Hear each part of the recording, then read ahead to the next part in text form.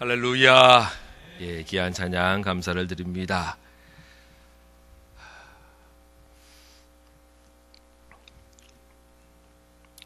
교회는 거룩한 곳입니다.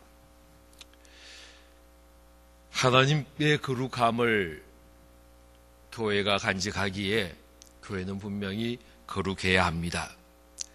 그런데요, 교회를 구성하는 성도들은 사실은 다 거룩하지 못합니다.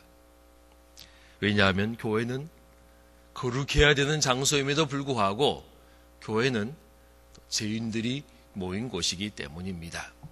하나님께서 성도들을 부르실 때에 의로운 자, 깨끗한 자, 죄 없는 자만 부르지 않으셨습니다. 도리어 죄 있는 자 오라라고 이야기합니다. 누구든지 오라라고 이야기합니다. 그래서 교회 공동체 안에는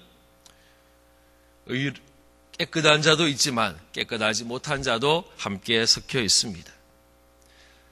문제 많은 사람도 교회 안에 들어오기도 합니다.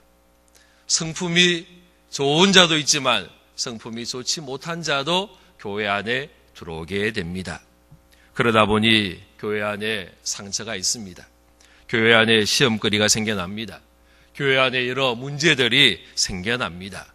갈등과 분란의 모습들이 여러 교회들 속에, 이 땅에 어느 지역과 상관없이, 나라와 상관없이 모든 교회 속에 이러한 문제들이 생겨나고 있습니다.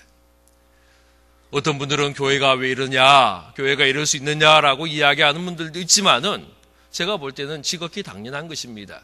왜냐하면 교회의 성도들이 하나님께서 앞에서 여호와기를 놓고 깨끗한 자만 들어오고 깨끗하지 못한 자는 막아서서 들어오지 못하게 한 것이 아니기 때문입니다. 이곳에는 여러 죄인들도 함께 모여있기에, 여러 문제 있는 자들이 함께 모여있기에 그 문제점들이 그대로 노출될 수밖에 없는 것이 교회인 것입니다. 그래서 교회 안에서 문제가 생겼습니다. 교회 공동체 안에 문제가 생깁니다. 그때에 이 문제를 어떻게 해결할 거냐? 두 가지 방법을 이야기합니다. 어떤 분은 우리 하나님은 사랑의 하나님이시고 용서하시는 하나님이니까 무조건 사랑으로 덮어주자 라고 주장하는 분이 있습니다. 또 한편으로는 우리 하나님은 사랑의 하나님이지만은 또 한편으로는 공의의 하나님이지 않느냐, 우리 하나님 심판하신 하나님이지 않느냐, 그 죄에 맞는 죄값을 치러야 된다라고 이야기하는 분이 있습니다. 여러분이 이 두 문제 속에서 어떻게 해결하려고 하시겠습니까? 사실은 두 가지가 다 맞잖아요. 우리 하나님, 사랑의 하나님 분명히 맞습니다. 또 한편으로 우리 하나님, 공의의 하나님 분명히 맞습니다. 둘 다 성경 말씀을 가지고 나오고 둘 다 하나님의 성품을 가지고 나오는데 이거를 하나만 선택할 수 없단 말이에요. 다른 하나를 무시할 수 없단 말이에요.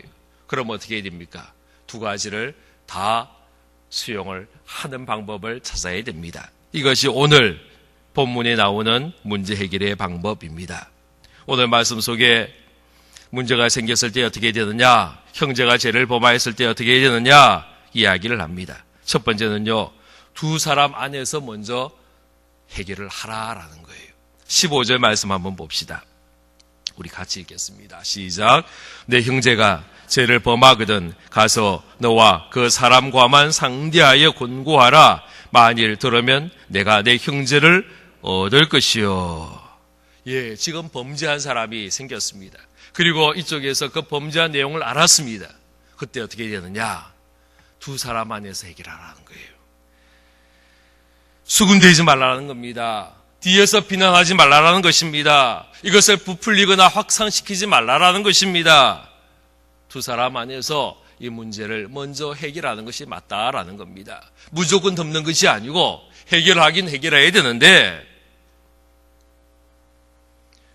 그 기본 바탕에는 사랑의 마음으로 또 용서하고자 하는 마음으로 두 사람 사이에 해결하는 거예요.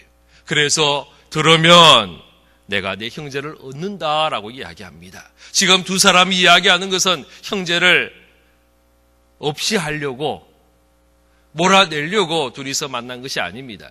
형제를 얻기 위해서 둘이서 만나서 해결하라라는 것입니다. 이것이 첫 번째 방법입니다. 두 번째 방법은 뭐냐? 그래도 말을 듣지 않으면, 해결이 되지 않으면 한두 사람 혹은 두세 사람과 함께 가서 권면하라라고 이야기를 합니다. 16절 말씀 우리 같이 읽겠습니다. 시작. 만일 듣지 않거든 한두 사람을 데리고 가서 두세 증인의 입으로 말마다 확정하게 하라. 지금 두세 사람이 함께 가는 겁니다. 이유는 내 감정이나 내 주관적인 모습으로 일을 해결하지 않기 위해서입니다.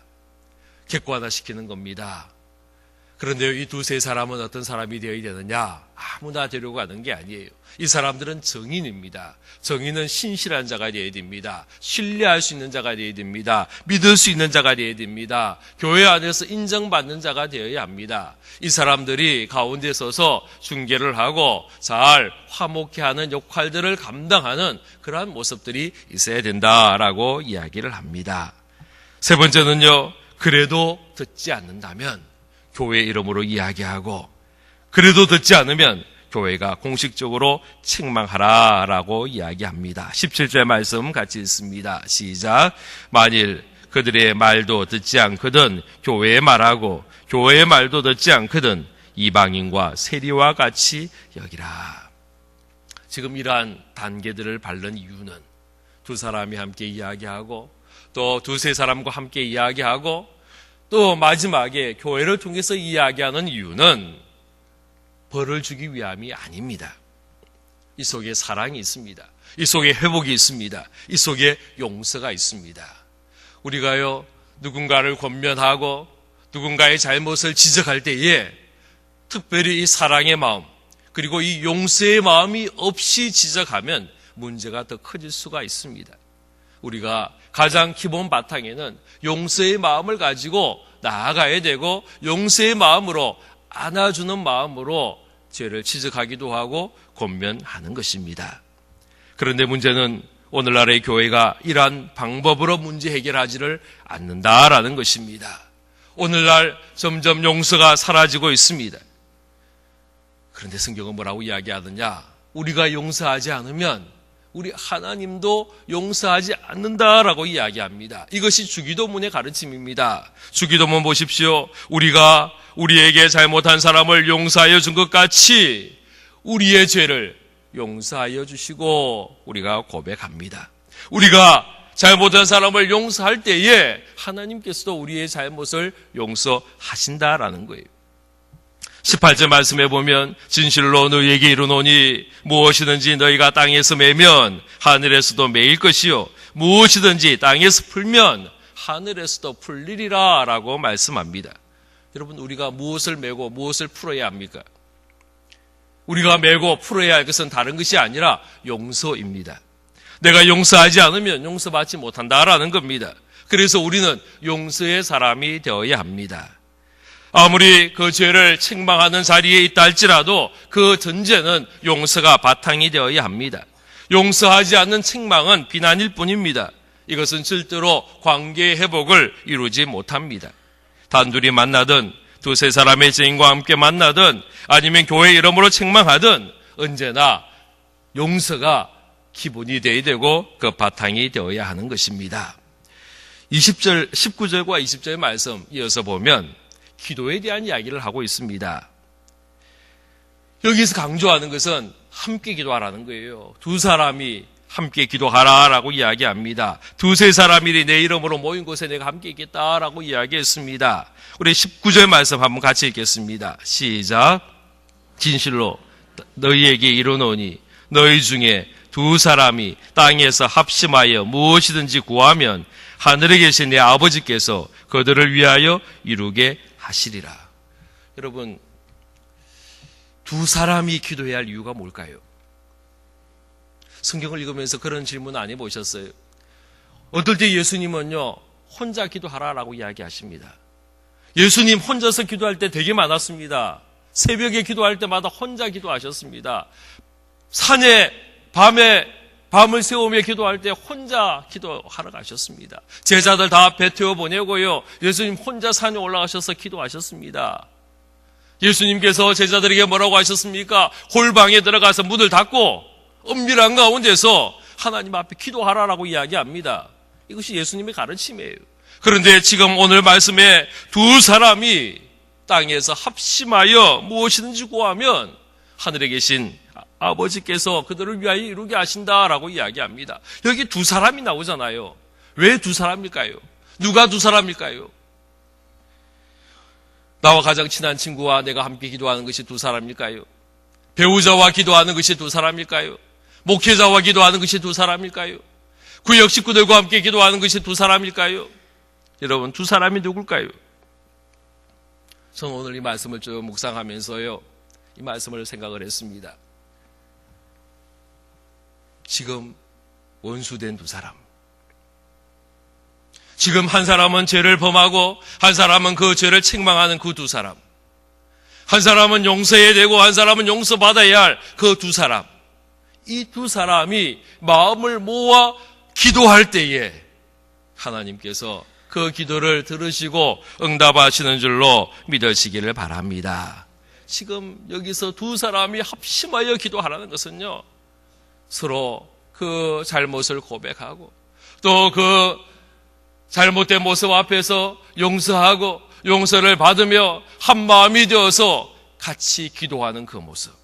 주님께서 원하는 모습이 바로 그 기도의 모습이다라는 겁니다. 용서하지 않는 기도는 하나님이 듣지 않으십니다.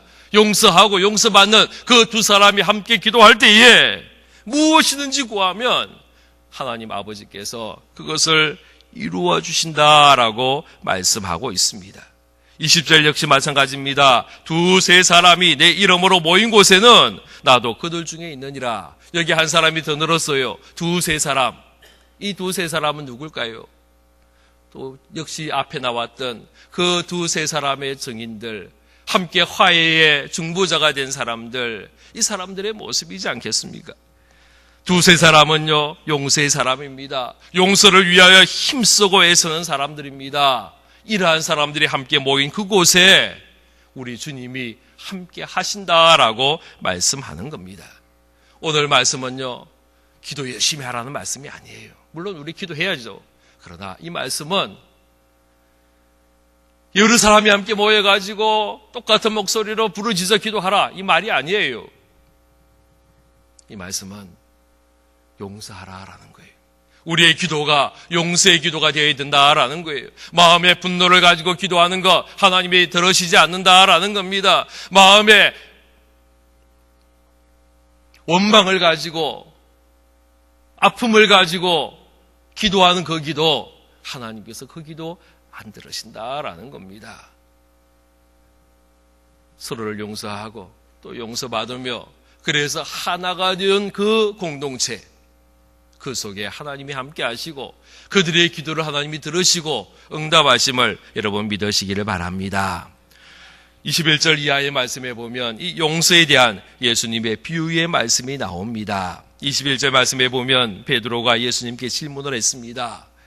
죄를 범한 형제를 몇 번이나 용서해야 합니까? 지금 예수님이 용서에 대한 이야기를 하니까 베드로가 그 용서에 대한 질문을 하는 거예요.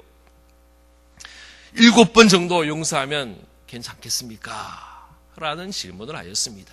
당시의 유대의 랍비들은 3번까지 용서하라 라고 가르쳤어요. 똑같은 일에 대해서 똑같은 사람에 대해서 3번 용서하면 충분하다라고 가르쳤습니다. 그런데 베드로는 그래도 우리 주님이 지금 용서에 대한 이야기를 하시니까 자기가 그 일반 랍비들은 3번 이야기하지만 자기는 7번을 이야기한 거예요. 예수님, 사람들은 3번 용서하라고 이야기하는데 그러나 나는 7번까지 용서하려고 합니다. 이만하면 괜찮나요? 지금 그 질문을 한 것입니다. 그런데 예수님의 대답은 그 답을 그것이 아니다라고 이야기합니다. 부족하다라고 이야기합니다. 모자라다라고 이야기합니다. 22절 말씀에 보면 예수님은 7번이 아니라 7번을 70번까지라도 하라라고 이야기합니다. 이것은요 490번 하라라는 말도 아니에요. 7이라는 말은 완전수입니다. 계속해서 끝이 없이 무한대로 용서하라라는 겁니다. 사실 우리는요, 이런 용서하지 못합니다. 1번씩 그 숫자대로 1번씩 7번씩 1번 490번도 우리는 용서 못합니다. 아니요, 7번도 사실 용서하기가 어렵습니다. 쉽지 않습니다. 아니 벌써 몇 번째야? 지난번에도 용서해 줬는데 또 우리가 이런 말을 얼마나 많이 합니까? 아니 전혀 바뀐 것이 없어. 전혀 바뀐 것이 없는데 무슨 용서를 해? 우리가 이 말을 얼마나 많이 합니까? 목사님, 머리로는 용서가 되는데요, 가슴으로는 안 돼요. 얼마나 이 말을 우리가 많이 쓰느냐 말이에요. 더 나아가서 어떤 분은 아주 심각한 이야기도 합니다. 절대로 용서 못합니다. 내 눈에 흙이 들어오기 전까지는 용서 못합니다. 얼마나 심각한 이야기까지 우리가 하느냐 말입니다. 그런데 우리 주님의 말씀은 그럼에도 불구하고 용서하라라고 이야기합니다. 이해가 되지 않아도 용서하라는 겁니다. 감정이 움직이지 않아도 용서하라라는 것입니다. 그러면서 하신 말씀이 1만 달란트 빚진 자의 종에 대한 이야기를 하셨습니다. 오늘날은 우리가 달란트라는 화폐를 사용하지 않기 때문에 이 돈이 얼마나 큰 돈인지에 대해서 잘 모릅니다. 예수님의 비유 중에 5달란트, 2달란트, 1달란트 그 받은 사람의 이야기가 나오잖아요. 이 1달란트 받은 사람은 돈을 적게 받았다고 땅속에 파묻어버리고 주인이 왔을 때 1달란트 그냥 그대로 내놓는 모습 보면서 아이고 1달란트 별거 아닌 거구나 뭐 이렇게 생각할 수 있단 말이에요. 그러나 이 1달란트는요 어마어마한 돈이에요. 1달란트는 당시의 화폐로 6,000데나리온입니다. 6,000데나리온. 잘 모르시겠죠 아직까지. 1데나리온은 얼마냐? 당시의 하루 1당입니다. 그러면 한 달이면 뭐 30일 내내 일을 할 수는 없겠지만은 뭐 30일을 한다고 해서 해도 30데나리온. 이게 한 달 월급이에요. 그죠?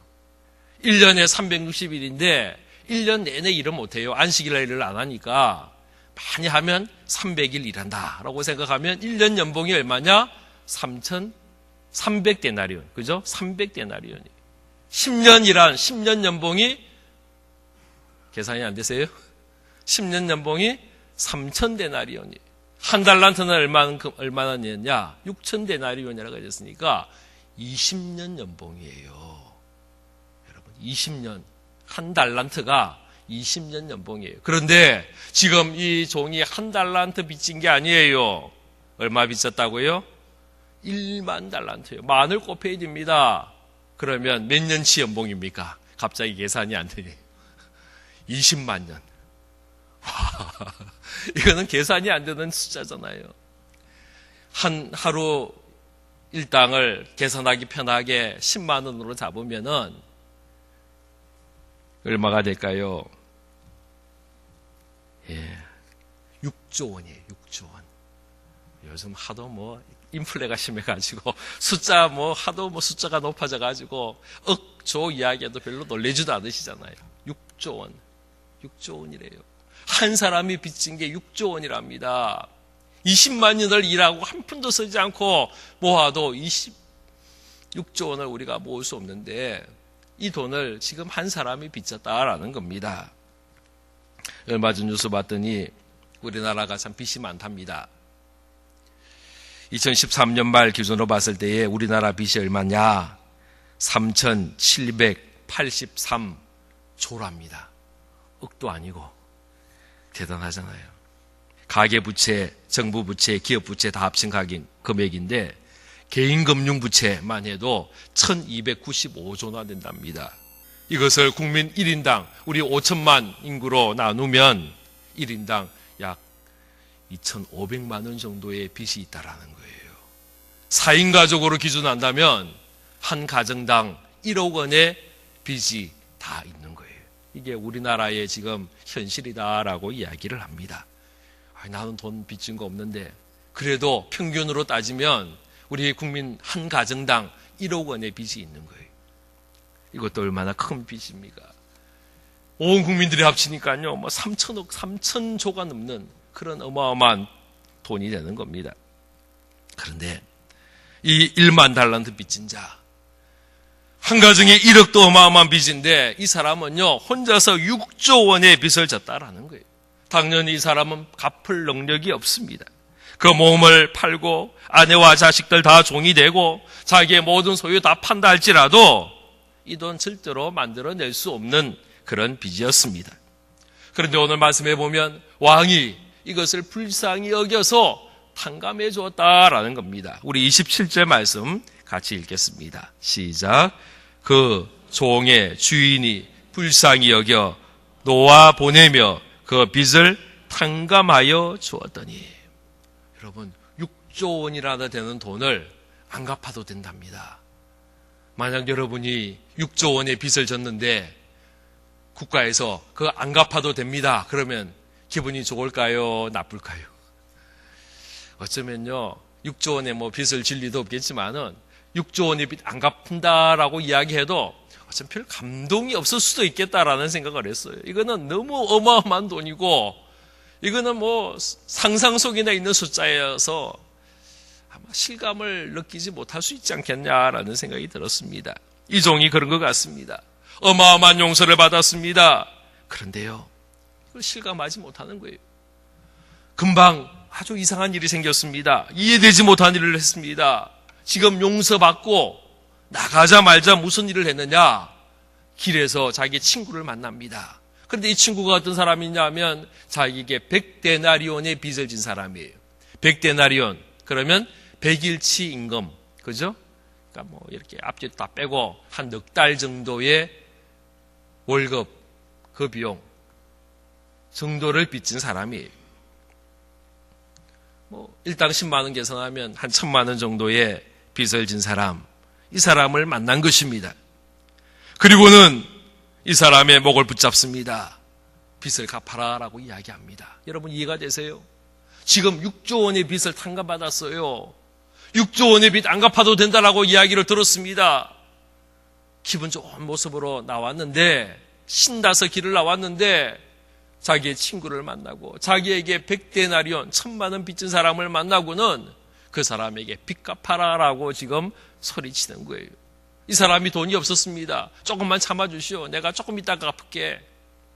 그랬더니 멱살을 붙들고요, 감옥에 끌고 가며 재판정에 끌고 가서 다 발가벗기고 모든 걸 탈탈 털어서 빚을 갚게 만들고, 그 빚 다 갚기 전에는 감옥에 나올 수 없다라고 이야기하며 감옥에 집어넣는 이 종의 모습을 오늘 말씀을 통해서 보게 됩니다. 왜 이런 일이 생겼을까요? 도저히 이해가 되지 않잖아요. 자기는 6조 원의 돈을 탕감받았는데 1,000만 원, 60만 분의 1도 안 되는 그 1,000만 원의 빚진 자를 용서하지 못하고 감옥에 가두었다라는 겁니다. 왜 이런 일이 생겼을까요? 어쩌면 이 1만 달란트 빚졌던 이 종은, 이 탕감받은 이 사람은 용서받음의 실감을 갖지 못했습니다. 용서받음의 감격이 없었습니다. 용서받음의 기쁨이 없었습니다. 너무 어마어마한 걸 받아서 그런지 그것이 얼마나 크고 얼마나 귀한 것인지를 실감하지 못했습니다.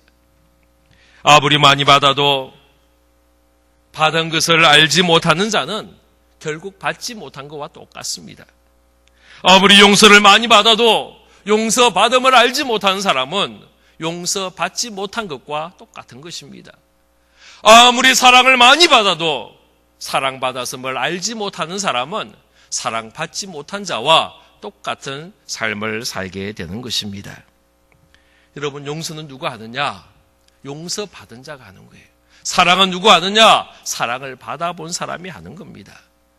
용서받았다는 사실을 아는 사람, 내가 이 어마어마한 용서를 받았다는 것을 경험한 사람, 그 사람만이 진정한 용서의 자리에 들어가는 것입니다.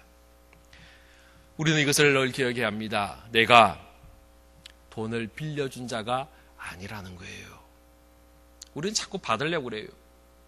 그러나 우리는 돈을 빌려준 자가 아니고, 그래서 돈을 받아야 된다고 큰소리 치는 자가 아니라 나는 빚진 자다라는 사실을 우리가 알아야 합니다. 왜 우리가 용서하지 못합니까? 내가 용서하지 못한 자는 내가 빌려준 자라고 생각하기 때문입니다. 받을 것이 많다라고 생각하기 때문입니다. 그러나 우리는 받아야 될 자가 아니라 갚아야 할 자입니다. 우리가 이것을 알 때에 우리는 용서를 경험하게 되고요, 그리고 그 용서받음으로 다른 사람을 용서할 수 있는 자리에 나아가게 됩니다. 사실 용서는 다른 사람을 위한 것이 아닙니다. 바로 나를 위한 것입니다. 우리는요, 자꾸 용서하면 저 사람이, 상대방이 이득을 보는 것으로 생각합니다. 그래서 나 용서 못한다라고 이야기를 합니다. 여러분 한번 보십시오. 여러분이 용서하지 못한 사람 한번 생각해 보십시오. 밤에 자다가도 이가 갈리고 자다가도 벌떡 일어나게 하는 그 사람 한번 지금 한번 생각해 보십시오. 여러분 용서 안 한다 할지라도 그 사람은요, 잘 먹고 잘 살아요. 나는 잠 못 이루고 밤을 설쳐가는데 그 사람은요, 밤에 쿨쿨 잠 잘 자요. 내가 용서하든 용서하든 않든 아무 상관없이 그 사람은 잘 살아갑니다. 그런데 용서하지 못한 나는 가슴 아파하고 힘들어하고 괴로워하고 눈물을 흘린다라는 거예요. 용서는 상대방을 위한 게 아니에요. 나를 위한 것임을 여러분 믿으시기를 바랍니다. 용서하지 않고 있을 때에 나에게 문제가 생깁니다. 상대방은 문제가 안 생겨요. 내가 문제가 생깁니다. 내가 저 사람 용서하지 않을 때에 나에게 힘든 일이 생깁니다. 그 첫 번째는 기도문이 막히는 거예요. 하나님 우리 기도 듣지 않으신다라고 이야기했습니다. 내가 용서하지 않는 마음을 품고 내가 미워하는 마음을 품고 있을 때에 하나님 우리 기도 안 들으신다는 거예요.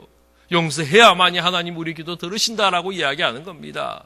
그래서 우리의 기도가 응답받기 위해서 하나님 앞에 저 사람을 위하여 용서를 구하는 자가 되어야 하는 줄로 믿으시기를 바랍니다. 용서하지 않는 것은 독입니다. 근데 이 독이요, 나에게서 떠나질 않아요. 용서하지 않고 있는 동안에 이 독은 내 마음속에 머물러 있어요. 내 속에 머물러 있어요.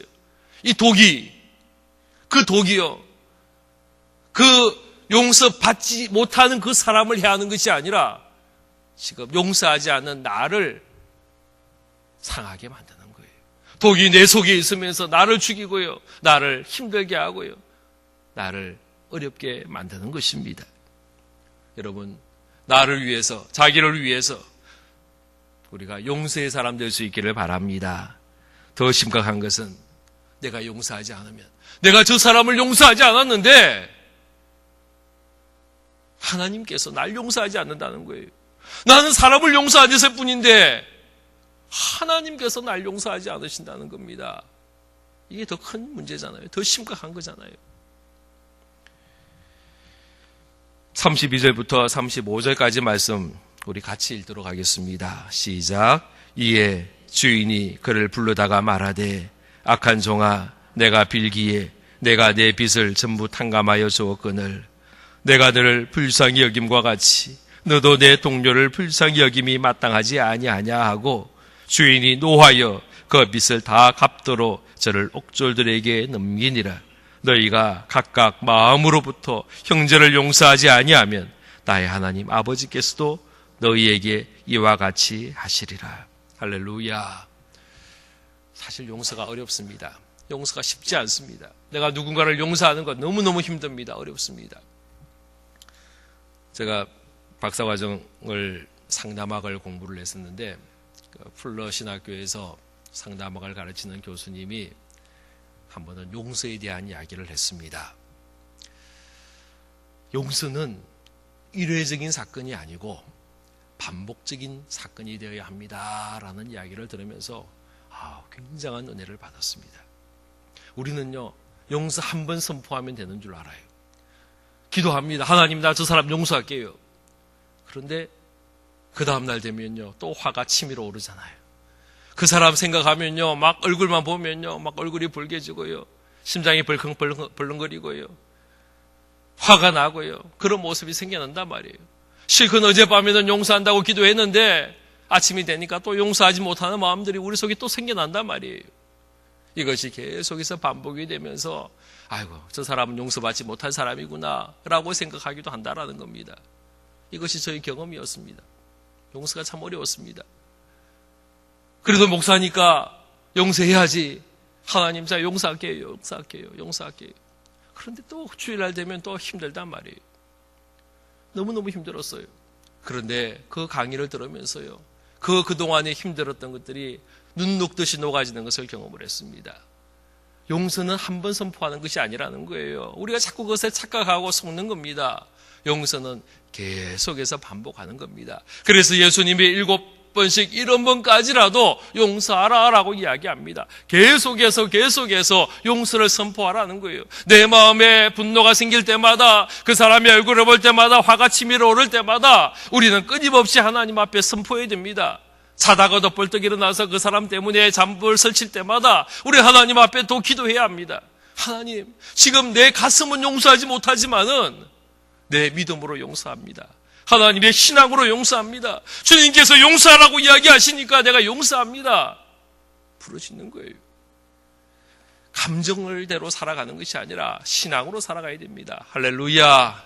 감정을 이겨내야 합니다. 용서하지 못하는 감정이 아무리 우리에게 몰아친다 할지라도 우리는 끊임없이 주님께서 나에게 용서하라고 말씀하시기에 오늘도 용서를 선포합니다. 하나님, 용서할 수 있는 마음을 주십시오. 용서합니다. 내 마음에 용서가 생겨날 때까지, 용서의 마음이, 그 감정이 들 때까지 끊임없이 반복하며 용서를 선포하는 거예요. 오늘 했다가 또 내일 화가 치밀어 오면요, 내일 또 다시 기도하고요, 모레도 기도하고요, 일주일 후에도 기도하고요, 끊임없이 용서를 선포해야 되는 거예요. 그러면 어떻게 되느냐? 제 경우에 한 1년 하니까 용서가 되더라고요. 저도 꽤 마음이 좀 독한가 봐요. 매일같이 용서합니다 라고 선포하는데도 1년 걸리더라고요. 여러분, 마음으로부터 형제를 용서하지 아니하면 나의 하늘 아버지께서도 너희에게 이와 같이 하신다라고 말씀하신 것을 기억하면서 우리가 용서의 사람 되기를 원하고, 그래서 두 사람이 합력하여 마음을 모아서 함께 기도하는 그 기도의 목소리가 되기를 주의 이름으로 축원합니다. 기도하겠습니다. 아버지 하나님, 주님을 사랑합니다. 주님만 의지합니다. 주님만 따라가기를 원합니다. 주여, 오늘 용서하라 하셨습니다. 우리가 용서하지 않을 때에 하늘 아버지께서 우리를 용서하지 않겠노라고 말씀하셨습니다.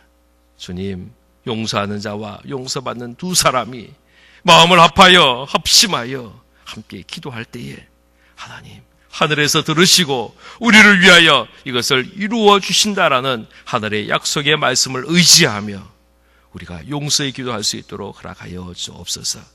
교회 공동체 안에 서로에 대한 원망과 불평이 사라지게 하시고 서로를 진정으로 사랑하는, 용납하는 아름다운 우리 구독의 교회가 될 수 있도록 허락하여 주옵소서. 예수 그리스도의 이름으로 기도하옵나이다. 아멘.